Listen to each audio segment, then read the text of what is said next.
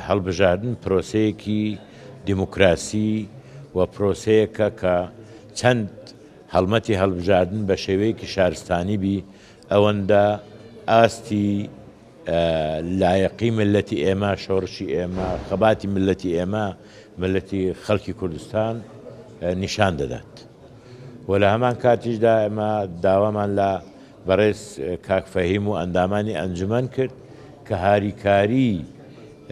لایەنەکان بن بۆ ئەوەی هیچ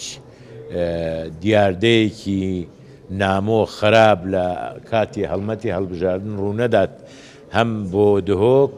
پارێزگای دهۆک و هەم بۆ هەرێمی کوردستان بە خراپ بگەڕێتەوە، بەڵکو بە شێوەیەک بی کە ئێمە